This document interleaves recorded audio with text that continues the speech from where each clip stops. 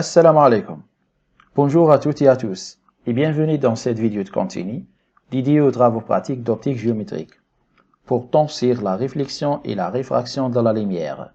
Je suis le docteur Lalaoui Lazare, enseignant au département des sciences de la matière à l'université d'Alger 1 et je vais vous guider à travers ces expériences fascinantes qui illustrent des concepts fondamentaux de l'optique.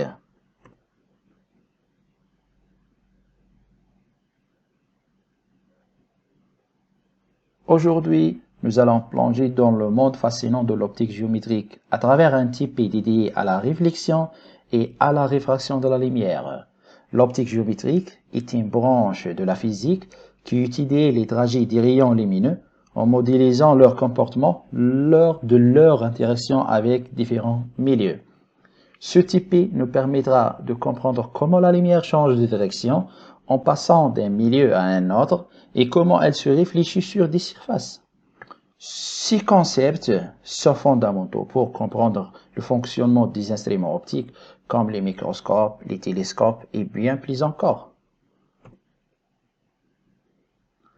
Concernant les objectifs, le premier objectif c'est observer et décrire les phénomènes de réflexion et réfraction.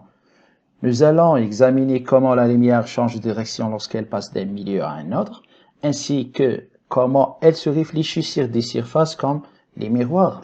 Deuxièmement, comprendre les lois de la réflexion et la réfraction. Nous appliquons les lois de Snell-Descartes pour analyser les changements de direction des rayons lumineux et comprendre la formation d'images par réflexion. Troisièmement, résoudre des problèmes concrets. À travers des expériences pratiques, vous serez amené à résoudre des problèmes liés à la formation d'images en intégrant des connaissances théoriques et en les appliquant à des situations réelles. Quatrièmement, évaluer la compréhension des principes optiques. À la fin de ce TP, vous serez capable d'appliquer vos connaissances à diverses situations réelles, renforçant ainsi votre maîtrise des concepts fondamentaux de l'optique géométrique. Dans ce TP, nous allons explorer deux phénomènes essentiels, la réfraction, qui décrit comment la lumière se courbe lorsqu'elle traverse différents milieux, et la réflexion, qui décrit comment la lumière répandait sur une surface. Nous effectuerons plusieurs manipulations pratiques pour illustrer ces concepts, en commençant par un demi-cylindre en plexiglas, en passant par une étude de la réfraction de l'air à l'eau et en terminant par l'observation de la réflexion sur un miroir blanc.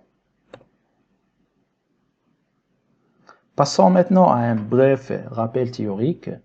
Lorsque la lumière passe d'un milieu transparent à un autre, comme de l'air au verre, elle change de direction. Ce phénomène est appelé réfraction et est régi par la loi de Snell-Descartes. Cette loi est formulée comme suit: N1 sinus E égale à N2 sinus R.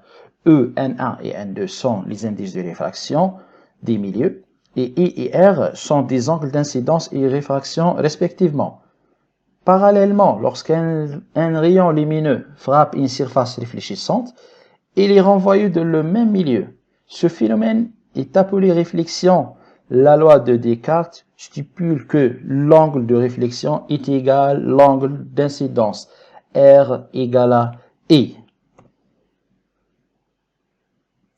Pour la première manipulation, nous utilisons un demi-cylindre en plexiglas posé sur un disque gradé. Une source laser projette un faisceau lumineux à travers le plexiglas.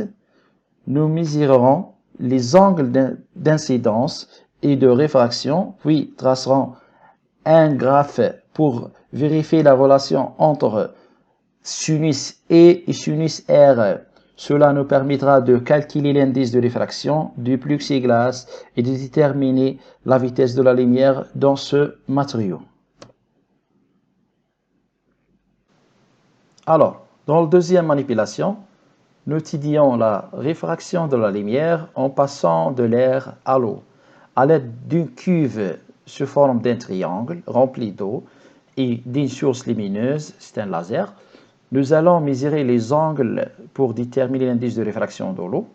Nous vérifierons la loi de Descartes et comparerons nos résultats avec ceux obtenus par réfractomètre d'Abi pour valider nos mesures.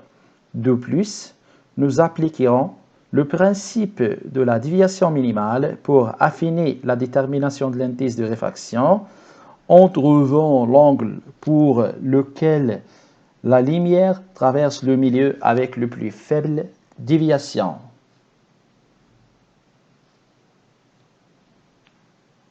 Enfin, pour la troisième manipulation, nous allons étudier la réflexion de la lumière sur un miroir plan. Nous plaçons le miroir au centre d'un disque gradé et faisons passer un faisceau lumineux sur différents angles d'incidence. Nous mesurerons les angles de réflexion correspondants et vérifierons que ces angles sont égaux aux angles d'incidence, conformant ainsi la loi de la réflexion.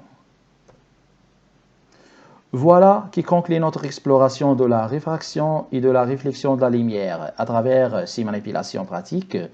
Ces expériences nous permettent de mieux comprendre les principes fondamentaux de l'optique géométrique. Merci d'avoir regardé cette vidéo et n'oubliez pas de consulter vos notes et supports de cours pour approfondir ces concepts. À bientôt pour d'autres explorations scientifiques. Merci, au revoir.